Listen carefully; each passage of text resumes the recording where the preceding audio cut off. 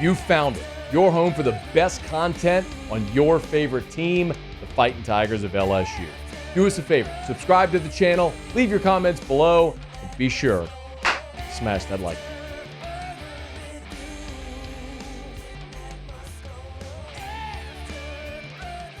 Day one on Thursday, and it was by Brian Kelly's own description, it was a really good, crisp day. He actually referenced Matt Mauck in his post-game press conference. I didn't see Matt Mauck out there, but Brian Kelly even said, when a guy like Matt Mauck comes up and tells you you look really good for day one, I don't think he would be blowing smoke. I mean, apparently Matt Mauck was there today. I didn't see it, but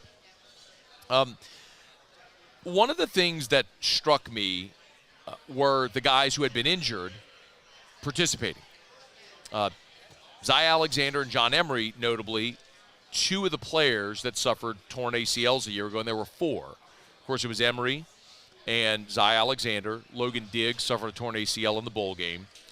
And then Nathan Dybert as well, the place kicker, is coming off a torn ACL. So to see two guys in Emery and Zy Alexander who suffered those injuries in November to be ready day one of fall camp was very encouraging. But when Brian Kelly, after practice, talked about the running back position, he talked about both sixth-year players, Josh Williams and John Emery. And what's so interesting is that even though one of them is very healthy and one is coming off a torn ACL, they are approaching this fall camp with them both very differently and not in what would feel like the obvious way. Here's BK. We wanted to put John in a position where the reps mattered, and mattered in the sense of he had to cut. He had to be stressed. He's cleared. So we wanted every rep that he got to be, maybe this is a bad analogy, but a high leverage rep. We didn't want him out there, just blocking or, taking a rep that didn't force him to put his foot in the ground and accelerate. Whereas on the other hand, we wanted Josh Williams to have some low leverage reps because we know what we're going to get from that young man. And then let the two younger players, Durham and Jackson, let those guys go after it and pick up the rest of the reps. I certainly wouldn't have thought, if I said, hey, Brian Kelly after practice said one of those guys is going to take high leverage reps, I wouldn't think it was the guy that's coming off torn ACL. And then the other saying, we're going to take it a little easy on that guy because we know what he can do. I wouldn't think that would be Josh Williams. But Williams only had 55 rushing attempts a year ago for 284 yards. John Emery had 23 rushing attempts for 121 yards. I mentioned this already, but LSU is losing 74% of its rushing offense. Jaden Daniels, Logan Diggs, you are at Noah Kane. You're losing 74% of your rushing offense from a year ago. Trey Holly still TBD, but someone's going to have to emerge. Someone's going to have to be a bell cow for the first time in their career. And maybe it's going to be Josh Williams. My assumption all along is that it's Caleb Jackson, but that's not how Brian Kelly sounded. And when I went and looked at it, when the first team offense was out there, it was Josh Williams. The twos, they led with John Emery. And then after that, we saw Caleb Jackson and Caden Durham rotate in. The only real notable thing from Caden Durham on day one was that he dropped a screen pass at 7-on-7s. We saw the defense make some really nice plays on screen passes when both Josh Williams and John Emery caught balls. And Caleb Jackson, again, when they were running largely against air. But Caleb Jackson had, it looks like I charted one pass attempt at Caleb Jackson in 7-on-7s. So it wasn't a real busy day for the running backs offensively, but it was interesting to hear Brian Kelly lead with the veteran guys and not the young guy that I think we're all expecting is going to take the big step this year. So everything I talk about with this, though, I think we have to remember and take with a grain of salt and understand it's day one and they're not even in pads. But somebody this year at that running back spot is going to do something they've never done, and that's be a leading rusher. Josh Williams has been a really productive player in his career, but he's never had more than 97 rushing attempts in a season. John Emery has had some really explosive plays. He had a great game against Vanderbilt back in 2020. Obviously had the amazing touchdown against Alabama in Brian Kelly's first season. There's been those moments for John Emery, but we just haven't seen it, over a full season. Caleb Jackson's got 31 career rushing attempts. Caden Durham's a true freshman. Whoever is your guy this year is going to be doing it for the first time. So there is a degree of unknown. The great thing is that they're going to be running behind a really elite offensive line.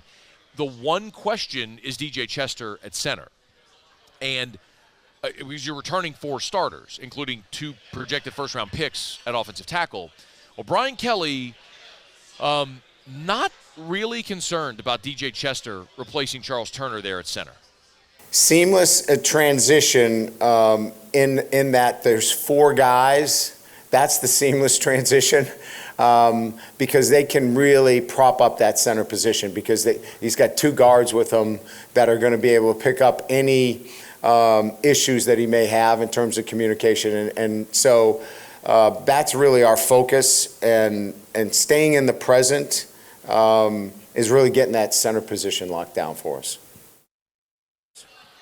We know who the guy is going to be, make no mistake, and it's DJ Chester. He's your starting center. What's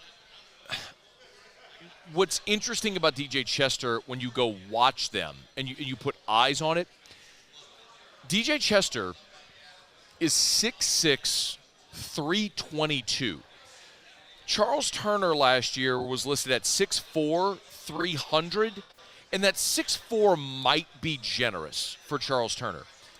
We haven't seen a center this big since Ethan Posick, who was 6'7". So it's atypical to have a guy that big, but you have some amazing beef on the interior of your offensive line with DJ Chester.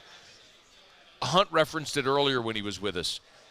When they were running offensive line, defensive line one-on-one reps, DJ Chester had some really big wins, and maybe the rep that drew the biggest ire of Bo Davis was when DJ Chester stonewalled Sean Washington. Sean Washington's not a small guy.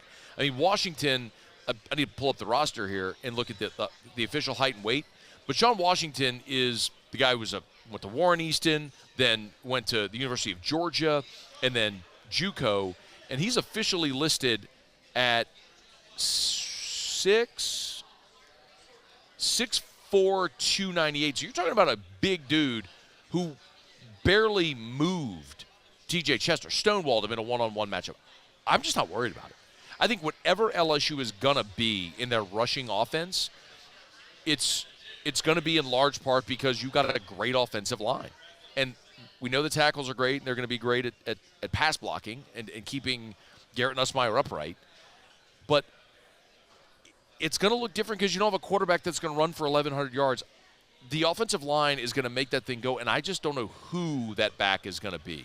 Does Josh Williams get 150 carries for the first time in his career? Maybe. Is Caleb Jackson the guy that proves with a handful of reps in those first few weeks you just can't justify keeping him off the field? Maybe. But that's going to be one thing worth watching as we continue to move through camp. But early on, it was very clear they're leaning on and the reps are going to the veteran players in John Emery and Josh Williams. Josh Williams was the number 1. Hey, thanks so much for watching. Please leave your comments. I love to interact, and be sure to hit the red subscribe button below.